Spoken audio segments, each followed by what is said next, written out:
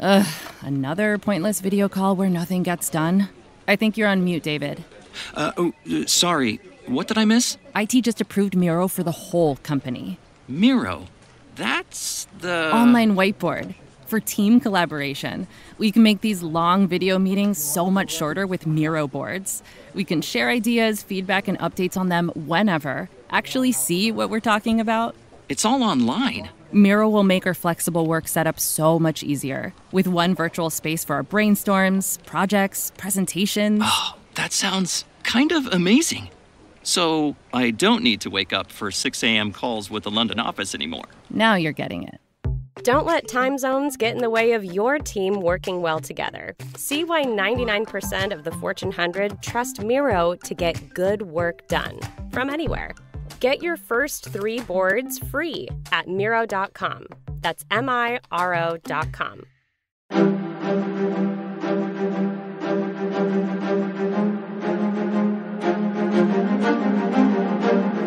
Hello, and thank you for listening to The History of World War II podcast, episode 216, The World Goes to War. For the Japanese Empire, the slogan, "Don't miss the bus," as in following Hitler's example, had just become national policy. It was the summer of 1940. France had been beaten, and the British seemed to be the next victim of Hitlerism.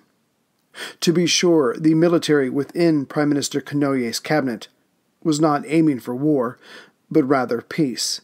The men in uniform convinced their leader and the civilians within the cabinet that their course, allying with Germany and Italy and taking the resources of Southeast Asia, was Japan's best and now only hope for surviving in the current world. Explaining further, the military told the Prime Minister that French Indochina, with its rubber, coal, rice, and tin, was a treasure lying in the street, just waiting to be picked up, because the French had just been beaten, and the new government of Vichy was in no position to deny, or more importantly, to defend their far-off colony.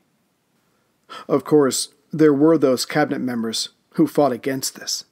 Foreign Minister Matsuoka, Mr. 50,000 Words, said that expanding the war would bring in the West, as their access to such places would be closed off, something the economically struggling United States would not tolerate. Joining the foreign minister was Army Chief of Staff Prince Kanin.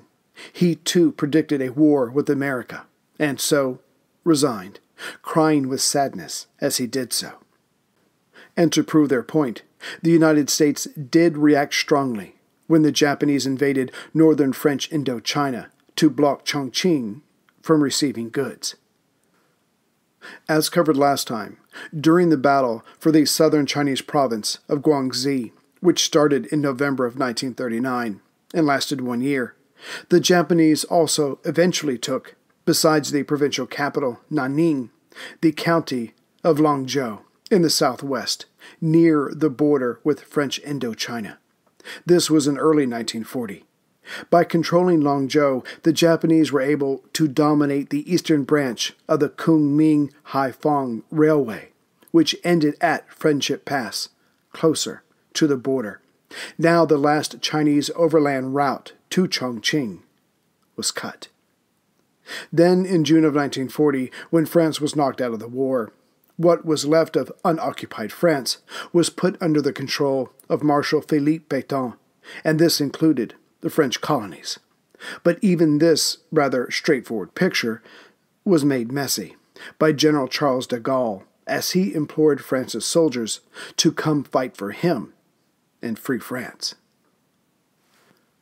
But even before the French armistice was signed on June 19th, Japan sent Governor-General of Indochina, Georges Queteau, a request that all supply routes to China be closed, and that a 40-man Japanese inspection team would be allowed in country to make sure the French were complying.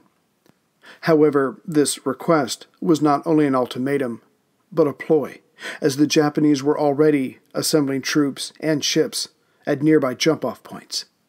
Pétain's government was informed by de Gaulle's Free France, via the Americans, of the true situation, as Tokyo informed Berlin, and the Americans intercepted the message and had been able to read much of Japan's codes for some time. Governor-General Quetroy desperately wanted to tell the Japanese that this would be impossible for France to tolerate, but between Japan's amassed troops and his relative weakness, the French governor agreed on June 20th, 1940. By the end of the month, the last train taking supplies to Chiang Kai-shek's government was allowed through.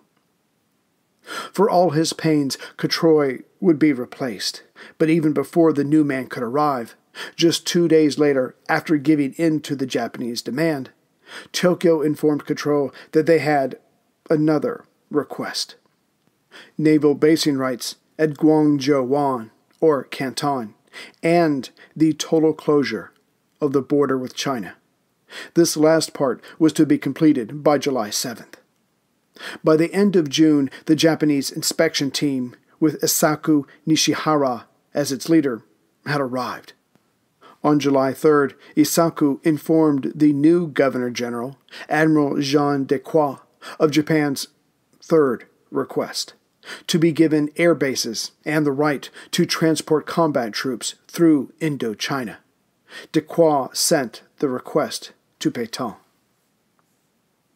Along with the message, Dequoy sent his opinion that although what forces France had in Indochina, under the command of General Maurice Martin, were not enough to stop a full Japanese invasion, he believed they had enough to dissuade the potential enemy from entering the country. The French had about 32,000 regular troops and 17,000 auxiliaries. However, all were under-equipped. The new French Foreign Minister, Paul Badeau, sent a proposal that was accepted by Foreign Minister Matsuoka on August 30th that said, yes, the Japanese could station troops in country and transport them through, but only as long as the Sino-Japanese War lasted, which is exactly what Tokyo wanted. As for the details, that was left for the military men on the ground. General Martin and General Nishihara, the head of the inspection team. The talks began on September 3rd in Hanoi. However, as if ignoring their own agreement, on September 6th, the Japanese infantry battalion crossed the border near the French fort at Dongdang. For this, Dequoy stopped the talks. General Nishihara responded on September 18th by sending the French another ultimatum.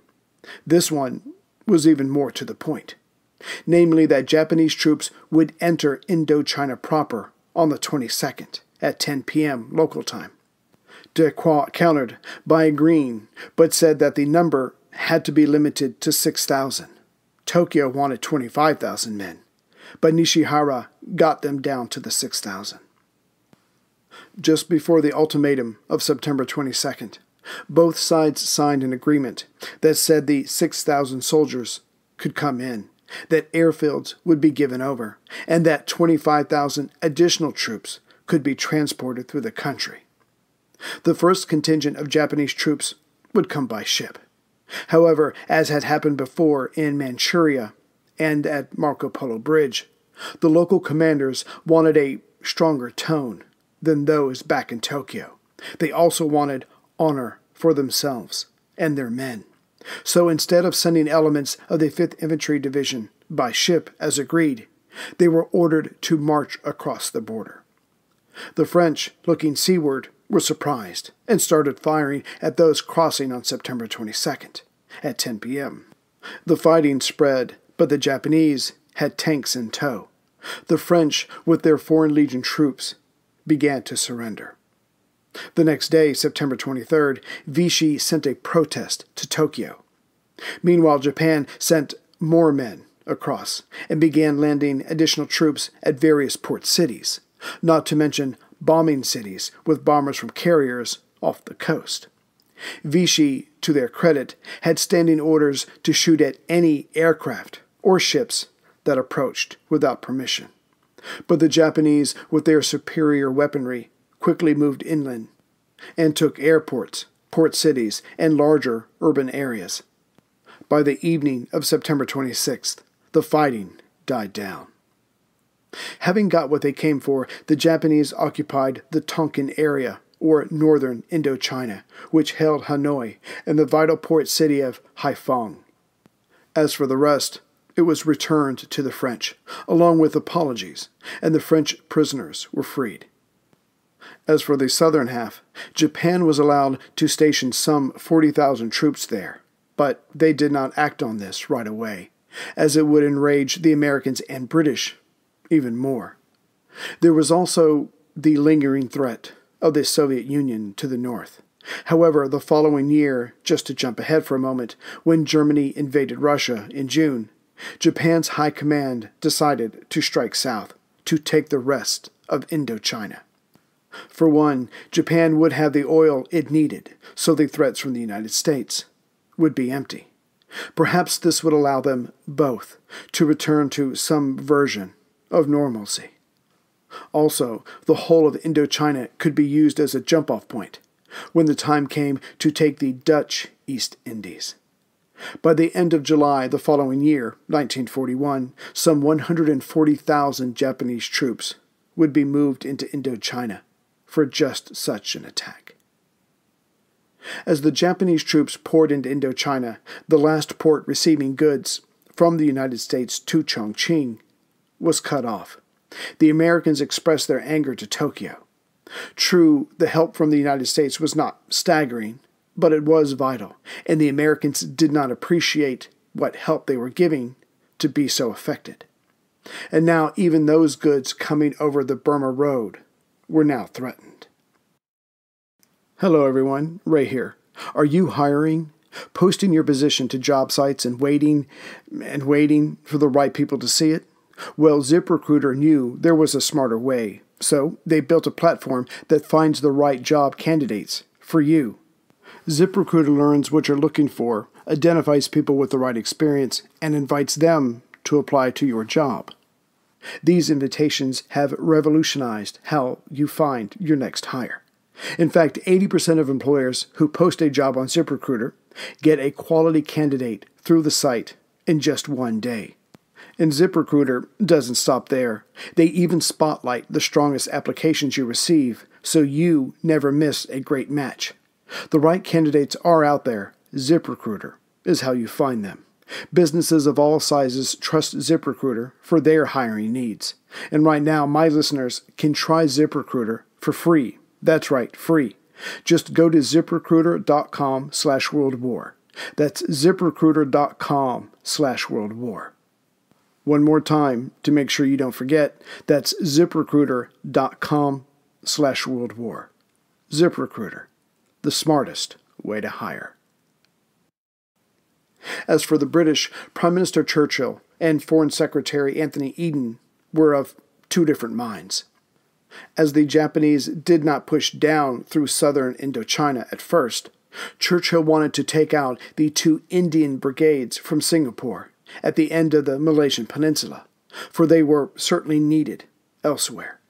However, Eden wrote to his leader that there is every indication that Germany has made some deal with Japan within these last few days, and it seems, therefore, wise to make some provision for the land defense of Singapore.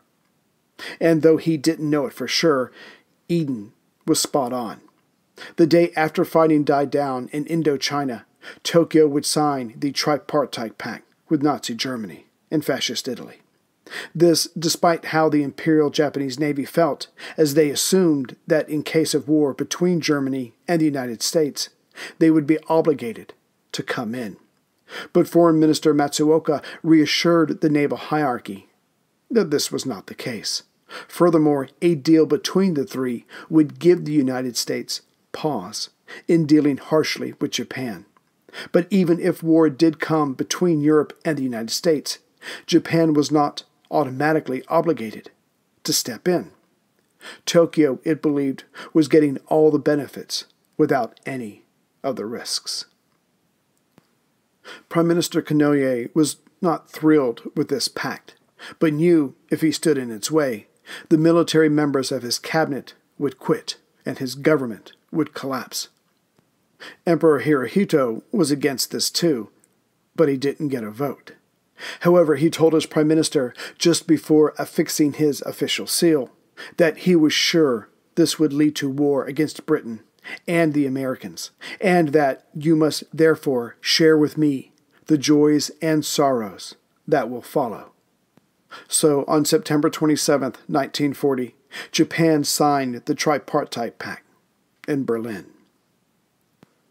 Strangely, just before signing the document himself, Hitler believed, and one can easily argue that foreign policy was one of his strong suits, that this agreement, like Matsuoka, would help keep the peace in Asia, which was good for Nazi Germany. However, just after the pact was signed, the Nazi leader changed his thinking, or was lying to his intimates the whole time.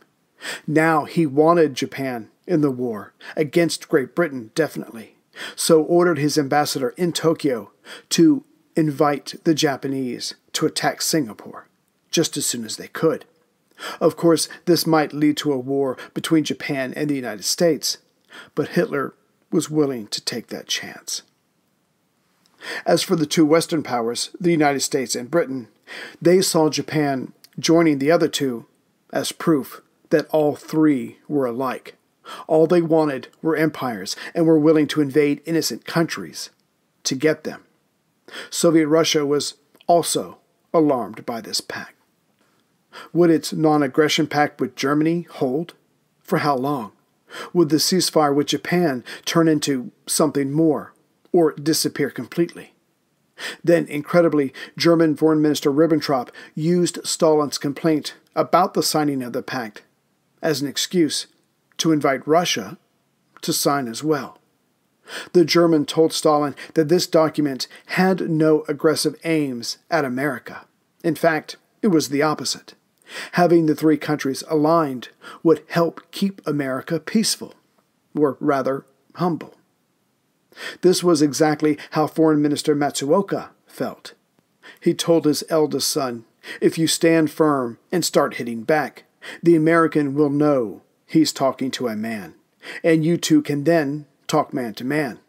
After that, we can shake hands with the United States." The result?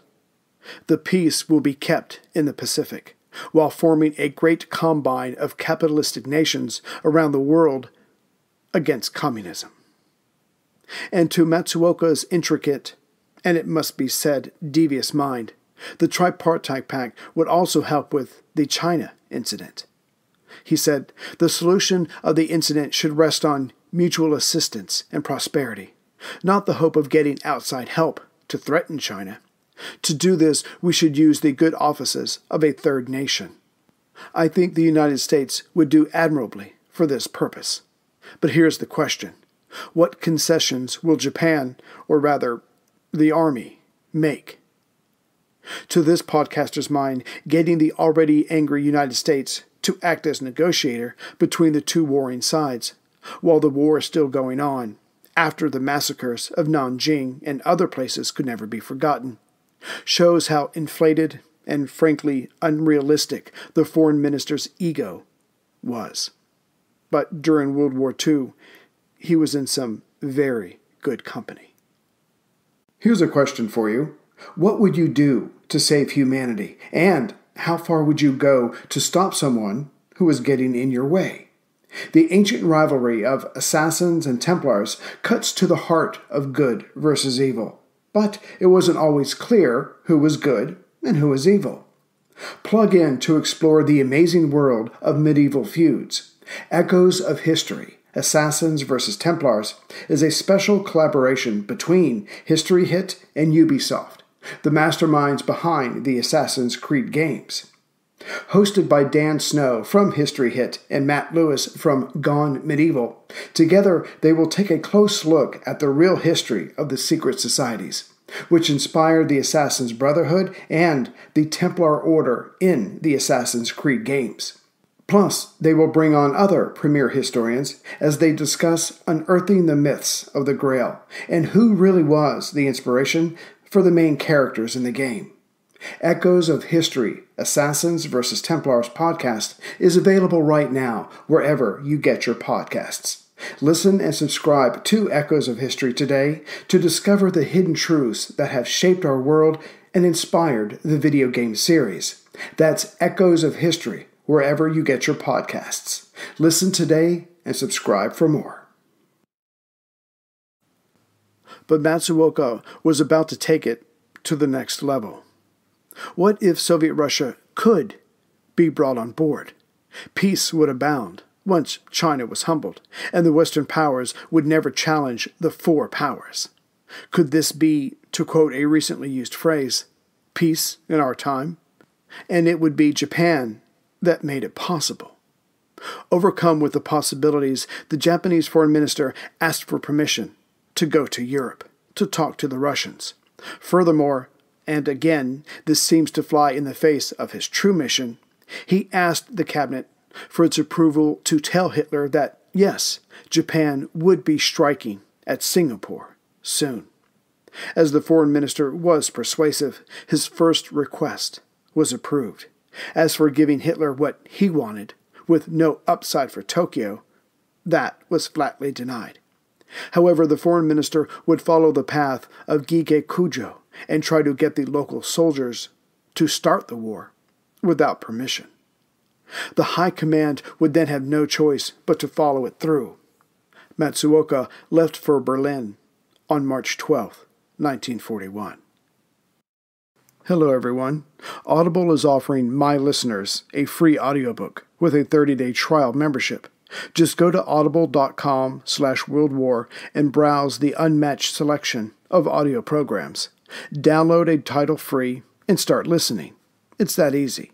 Go to audible.com/worldwar or text World War to 500-500 to get started today. That's audible.com/WORLDWAR or text that to 500-500. Audible content includes an unmatched selection of audiobooks, original audio shows, news, comedy, and more from the leading audiobook publishers, broadcasters, entertainers, magazine, and newspaper publishers, and business information providers. But if I may, I would like to suggest one of the following. War at the End of the World, Douglas MacArthur and the Forgotten Fight for New Guinea, 1942 to 1945, by James P. Duffy.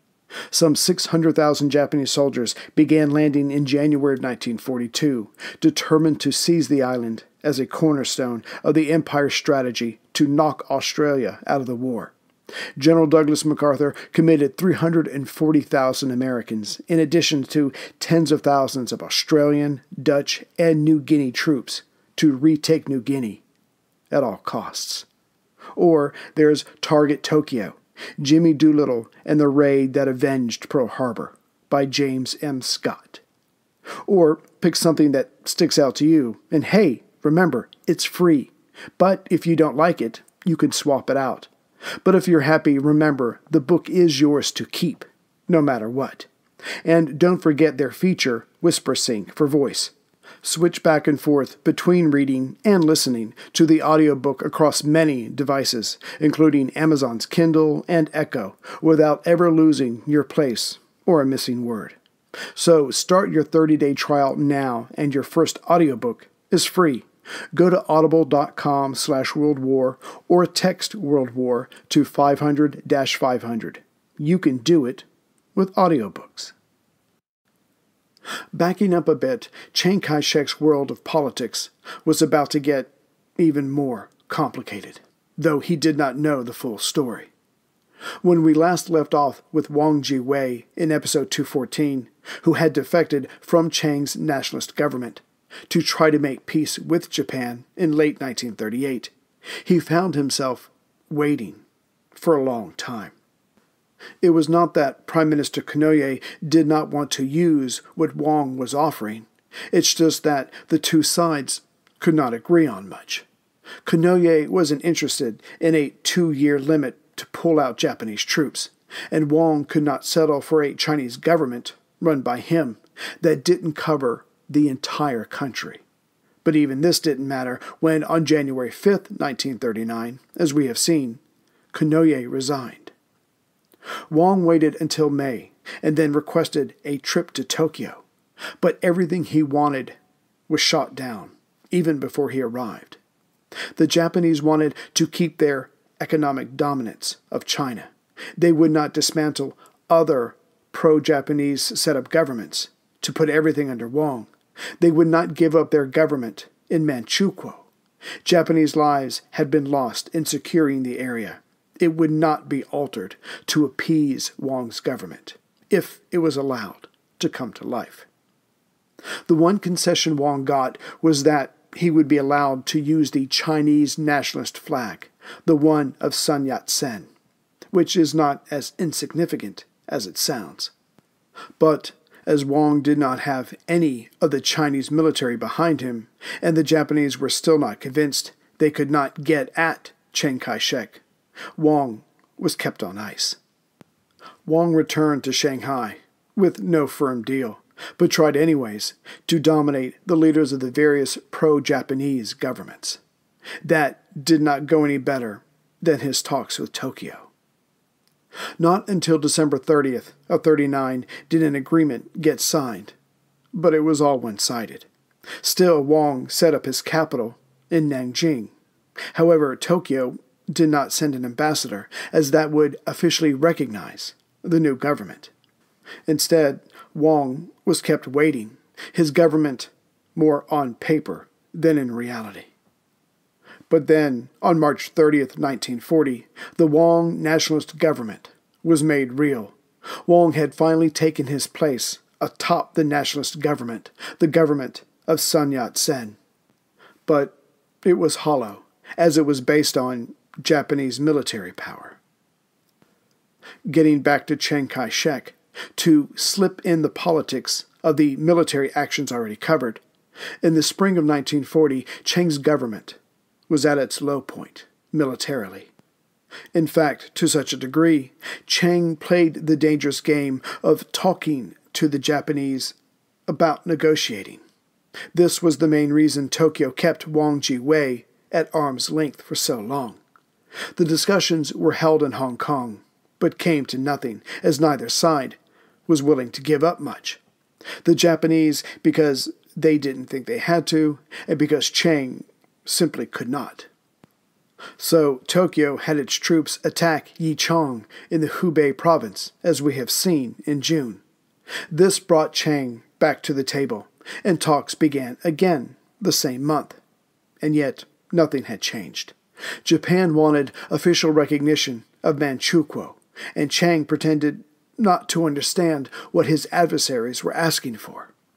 So the Japanese went back to their military option and closed the rail line in Indochina in September of that year, 1940. The reason this was so perilous for the Chinese nationalists was that, earlier in the year, during the intense phase of the Battle of Britain, Japan pressured the British into closing the Burma Road. Churchill did not want to, but couldn't hold off the Luftwaffe and a possible invasion and protect Burma from a Japanese invasion, all at the same time. The road was closed. It would be reopened in October when it became clear that the Nazis would not be crossing the English Channel that year. But still, Chiang's meager supplies were reduced even further. Chiang the man and his government spent most of 1940 on a knife's edge. He led the Japanese along just as much to tease the West as his enemy. While so many countries fell in Europe, with Britain almost being added to that list, China was still defiant. However, Chiang let Churchill and FDR know that the day was coming, probably, when he would have to honestly sit down with the Japanese, which was the last thing the West wanted. As we have seen, on November 30th, the Japanese formally recognized Wang Ji-wei's government. But on that same day, the United States government told the world of its $100 million loan to free China. What's more, there would be 50 military aircraft given over. Of course, getting supplies bought with this loan to Chongqing was nearly impossible, but Chiang's spirits were lifted, and Tokyo was put on notice. Free China was not to disappear under the flag of the rising sun, no matter their "this is all to stop communism" message, which had an element of truth to it, as Chiang well knew. Back in early 1939, Chiang took steps to stunt the spread of land controlled by the CCP, the Chinese Communist Party. Occasionally, the two sides would clash, but local leaders were blamed. Neither side wanted the world, most certainly Japan, to know that there was trouble between them. Then Chiang sent troops to reoccupy land in some parts of the provinces of Hubei, Shanxi, Henan, and Shandong to the northeast. By spring of 1939, the CCP had, by the sheer absence of nationalist troops, began to think of those areas as their own. Then Chiang sent some 400,000 troops, men who could have been very helpful in fending off the Japanese, to the south and west of CC-controlled territory in the north. The Chinese Communists were not going to be allowed to increase their lands at Chiang's expense. This nationalist blockade stayed in effect until early 1940. Then Chiang cut what financial help he was given to the CCP. Mao and the other leaders had their own people cultivate more land, but that would take time to show. The communists, like the nationalists, had to tighten their belts even further. However, the number of CCP troops was growing steadily. Back in 1939, there were some 88,000 men under arms. By mid-1940, that number was somewhere around 400,000. And as Chiang was strengthening his attacks against the communists, it was decided that the CCP should attack the Japanese to improve their standing in the international community. For then, how could Chiang continue to justify his civil war against the CCP? So, starting during the third week of August 1940, General Peng Du-he had some 40,000 troops of the 8th Route Army attack nearby Japanese settlements, the rail lines that connected other cities held by the Japanese, as well as rail lines that went to coal mines. Bridges and tunnels were also destroyed. This offensive, known as the Battle of the 100 Regiments, went on through September. However, from October to December, the Japanese struck back in force.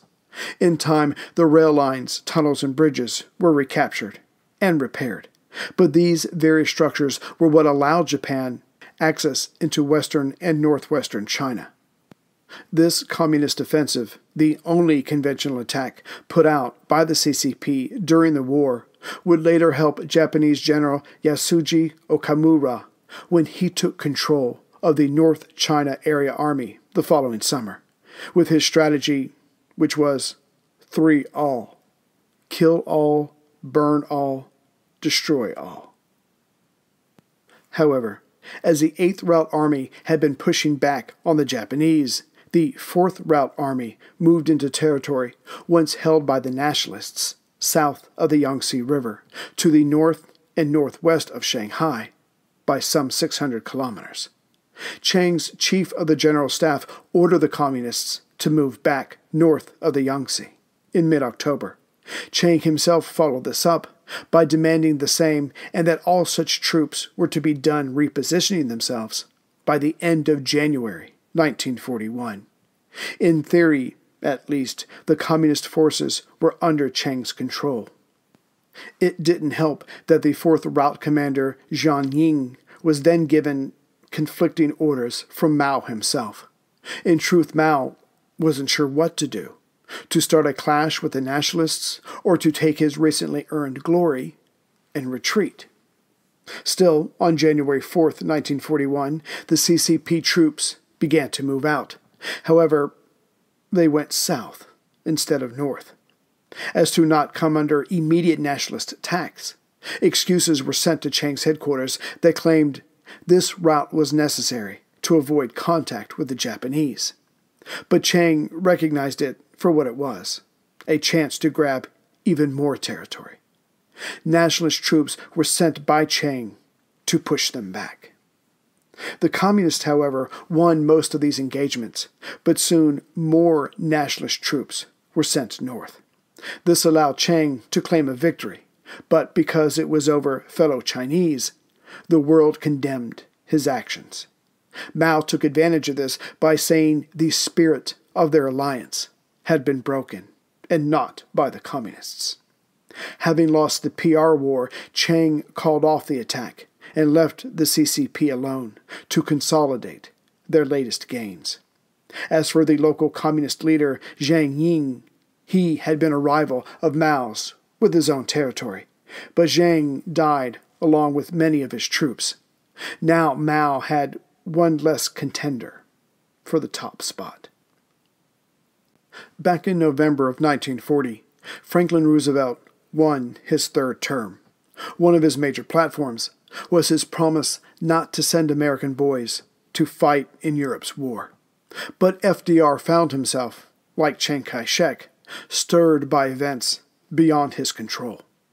However, as the U.S. was trying to pull itself out of what would become known as the Great Depression, what it needed most of all were markets. Yet, with Hitler gobbling up more and more of Europe and Japan closing off China, America's economic future remained bleak. Clearly, the United States would have to do something, somewhere, at some time. But then, the worlds of all the major players changed on June 22, 1941, when Hitler launched Operation Barbarossa. The 2 years of peace between the dictators had come to an end. As for how this affected China, Chiang Kai-shek, who already knew trouble was brewing between Berlin and Moscow due to intelligence leaks, could easily see the day that Germany would dominate the Russians, which was bad for him.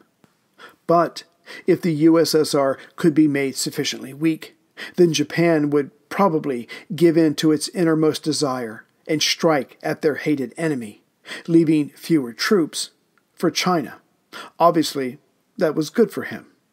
Never mind, as Germany had struck first, that Japan was not obligated to attack Russia, Chiang mused. They probably wouldn't be able to help themselves. But overall, this was good for nationalist China. No matter how it ended up, Washington and Moscow would need an ally in the East, and China would be waiting. One of the first things Stalin did after getting over his shock was to order the Chinese CCP to stop fighting with the nationalists and to work together to fight the Japanese. This was his only hope for one day being able to use many of his troops in the East, watching Manchukuo.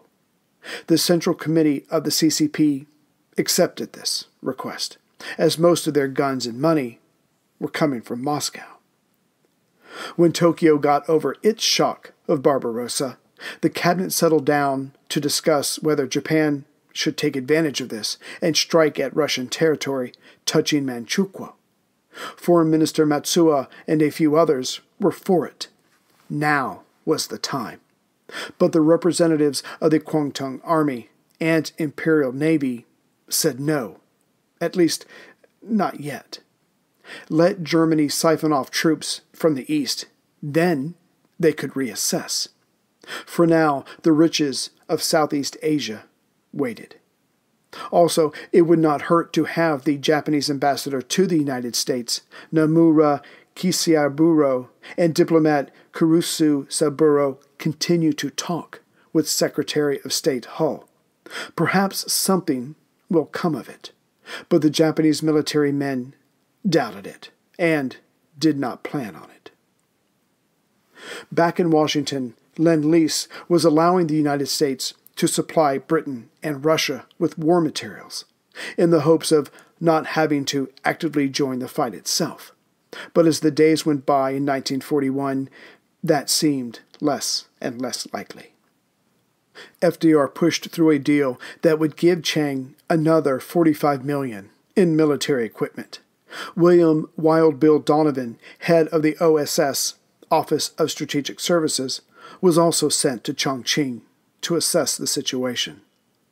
But the most telling of FDR's acceptance that the United States would eventually be pulled into the war was in September of 1941, when General John Magruder, the head of the AMMISCA, the American military mission in China, was also sent in-country to secretly prepare for the possible nationalist entry into an alliance against Japan.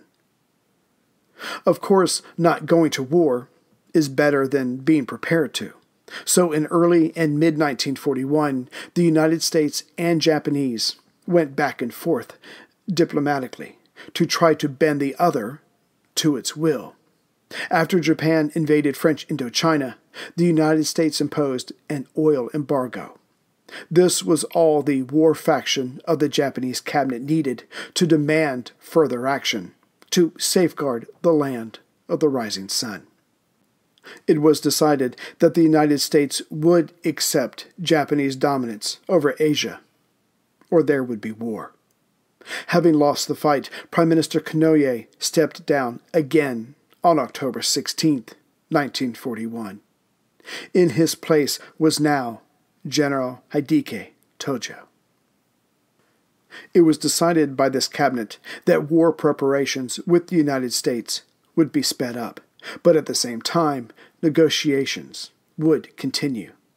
However, if no solution could be reached by December 1st, the cabinet decided to solve their problems through conflict. The first strike against America would be on December 8th. The initial targets would be Singapore, Hong Kong, Malaysia, the Netherlands, East Indies, and the Philippines.